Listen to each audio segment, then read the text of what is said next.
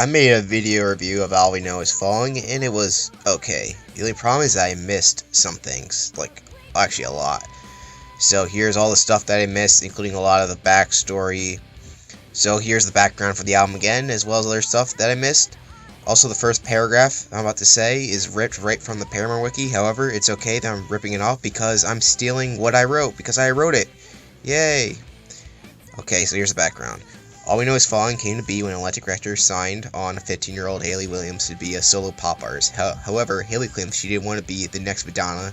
She formed Paramore with Josh, Zach, and Jeremy. They would record some demos, which would include on the bootleg album, the B-sides. But the label was not impressed until they showcased the songs Here We Go Again and Hallelujah, which one of those songs is not on the album, they're in the next album, which saved them from being fired.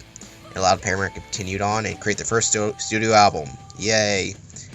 Most of the album was recorded in Orlando, Florida. A few days after arriving, Jeremy Davis left the band for unknown reasons, which heavily impacted the making of the album.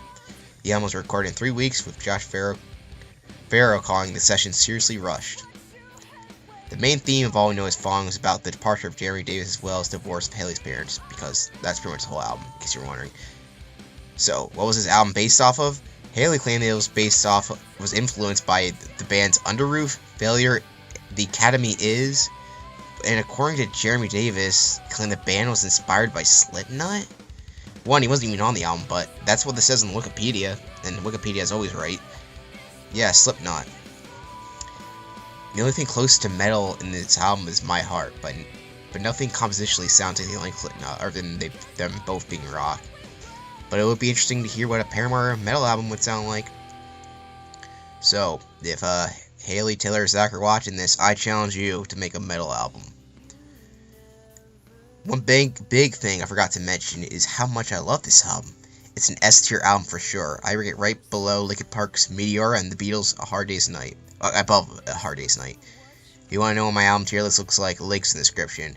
And if you keep in mind, I constantly update it, so whatever, get out. Some people say this album is just a bland punk sound the whole way through. Those people would be wrong. It's not as dynamic as the other albums, but each song is solid and gives a different tone. Sure, many of the songs are about the same thing, but it feels like an underdog album. It has a lot of great guitar work from Josh Farrow, and as well as Jason Bunham, who also did backing vocals on this album. I did not mention that guy, since I forget there were other 3 members that I always forget about, who didn't really contribute to Paramore that much. Anyway, there's some amazing drum work from Zach. Seriously, Zach, what happened to you? You had more dynamic drumming when you were 12 years old.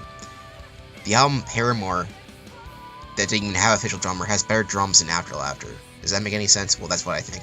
And the bass is okay. Sorry, Jeremy, but of the main 5 members, you were the weakest. And I can't say I'm sad to see you go. Wait, I forgot. He wasn't on this album. That brings up another thing I forgot, which was the other people who worked on this album. So let's go for all the people. Alright, we have the obvious ones. We got Hayley on vocals, Josh on lead guitar, and some backing vocals, as well as screaming vocals. Jason Bunham on rhythm guitar, as well as backing vocals. Zach Farrow on drums. Lucio Rubino on bass, except for the song Here We Go Again. Jeremy Caldwell, I'm butchering these names, sorry, on bass on Here We Go Again. The reason there's a different bass for this song is because it was recorded in a different studio. A bunch of production guys, before just having one producer per album, they had a shit ton. They are James Paul Weisner, Mike Green, Roger Allen Nicholas, and Nick Trevesick. Then we have Nathan Warshowski, who was a studio drum tech. Tom Baker was the master engineer, except the song Here We Go Again, which was done by Dave Buchanan. And John was the executive producer. Photography was done by John Deeb. The album art was done by Electric Heat. I said all I want to say about the songs, and the songs, this is a good album. I said all we needed to say about the album right now. That's all I really wanted to add. Though I gotta mention the fact that the songs, All We Know, Never Let Us Go, have grown on me quite a bit. So yeah, there you go. That's all I wanted to add. Thank you for watching. Goodbye.